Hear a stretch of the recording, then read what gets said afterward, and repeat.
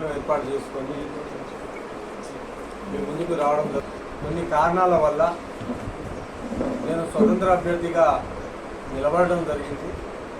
వాస్తవానికి నేను కానీ మా కుటుంబ సభ్యులు కానీ ఇక్కడ విచ్చేసిన ప్రతి ఒక్కరూ కూడా కాంగ్రెస్ కరడు కట్టిన కాంగ్రెస్ వాదులుగా కార్యకర్తలుగా టీఆర్ఎస్ ప్రభుత్వం ఎన్ని ఇబ్బందులు పెట్టినా కూడా ఏ రోజు కూడా తడబాటు పడకుండా తొలగకుండా అందరూ కూడా ఒకటే పార్టీ కాంగ్రెస్ పార్టీ అని చెప్పి కాంగ్రెస్ పార్టీలో ఉంటూ నడిచిన తరుణంలో అదే క్రమంలో అసెంబ్లీ ఎన్నికల్లో కొన్ని కారణాల వల్ల కొంత బాధాకరమైన విషయాలు జరగడం వల్ల కొంచెం మేము స్వతంత్ర అభ్యర్థిగా నిలబడడం జరిగింది.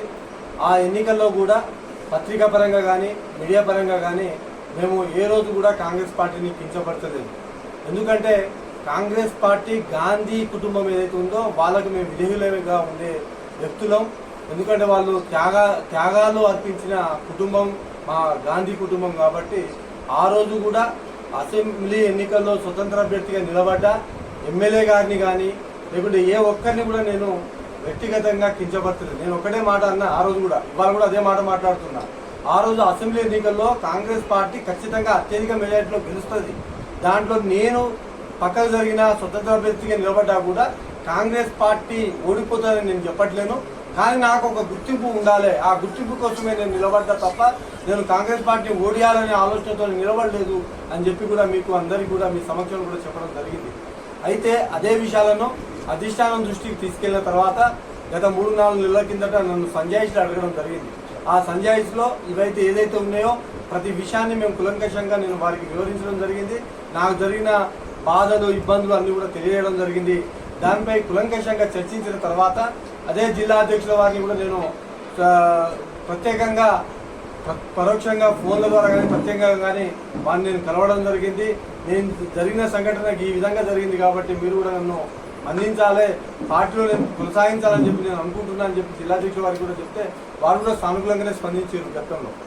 ఆ విధంగా అధిష్టానం దృష్టికి తీసుకెళ్లిన తర్వాత ఉగాది రోజు 9వ తారీఖు నాడు నన్ను అధిష్టానం నుంచి పిలుపు రాగా నేను హైదరాబాద్ వెళ్ళి 10వ తారీఖు నాడు ఇదే జిల్లా అధ్యక్షుల వారిని కూడా కలిసి ఆ విషయాన్ని తీసుకుందామనే క్రమంలో కూడా ఆ రోజు కొన్ని కారణాల వల్ల జిల్లా అధ్యక్షులు అందుబాటులో లేకపోవడం, వారికి ఫోన్ చేస్తే కొంచెం బిజీ షెడ్యూల్లో వారు లిఫ్ట్ చేయకపోవడం, నేను అక్కడ ఆ కాపీని తీసుకోవడం జరిగింది, ఆర్డర్ కాపీని తీసుకోవడం జరిగింది. ఆ ఆర్డర్ కాపీ మనకు దీంట్లో కూడా ఏముంది అంటే గతంలో జరిగిన యాంటీ యాక్టివిటీస్ ఏదైతుందో అవి కొనసాగించకుండా పార్లమెంట్ ఎన్నికల్లో కాంగ్రెస్ పార్టీ కోసం కష్టపడి పనిచేయాలి అని చెప్పని వారు నన్ను రివోక్ చేస్తున్నట్టుగా ఆర్డర్ కాపీ ఇవ్వడం జరిగింది.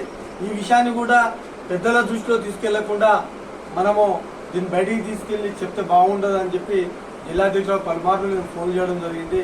తను ఈ కార్యక్రమంలో భాగంగానే నాకు కలవకపోవడం, తనకి మెసేజ్లు కూడా ప్రత్యేకంగా మెసేజ్లు పెట్టడం, అదేవిధంగా ఈ కాపీని కూడా వారికి వాట్సాప్లో నేను ఫస్ట్ వారికే నేను పంపించిన తర్వాతనే నేను దీన్ని బయటికి రిలీజ్ చేయడం జరిగింది. అది 20వ తారీఖు నాడు జరిగింది.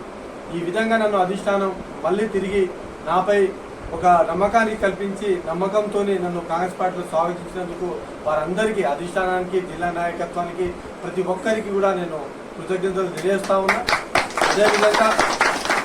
అదేవిధంగా ఇప్పుడు 20వ తారీఖు నాడు ఈ కాపీ వచ్చిన తర్వాత నాకైతే జిల్లా అధ్యక్షుల వారి ద్వారా కానీ ఏ ఒక్కరి ద్వారా కానీ వ్యతిరేక కాంగ్రెస్ పార్టీ కోసమే కష్టపడాలి.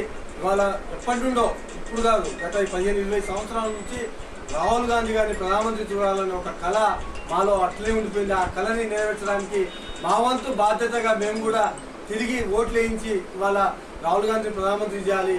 అదేవిధంగా ఇక్కడ మా బలరాం నాయక్ గారిని కూడా ఎంపీగా గెలిపించాలి భారీ మెజార్టీలో అని చెప్పనే ఉద్దేశంగానే మేము ఇవాళ కంకణం కట్టుకుని ఇలా కాంగ్రెస్ పార్టీలో మేము ప్రచారానికి ముందుకు నడుద్దామని చెప్పి మీ పత్రికా ముఖంగా తెలియజేసి ముందుకు నడుద్దామనే ఉద్దేశంగానే వారి సమావేశాన్ని ఏర్పాటు చేయడం జరిగింది. ముందుకు నడిచే క్రమంలో కూడా జిల్లా అధ్యక్షుల వారి అనుమతితోనే ఎలాంటి వేరే విధంగా వర్గాలు కానీ మాకు అసలుకి అలవాటు లేదు, అవసరం కూడా లేదు, అందరూ కలిసిపోయే విధంగా మేము ముందుకు నడుస్తామని చెప్పి కూడా పత్రికాపూర్వకంగా తెలియజేస్తాము.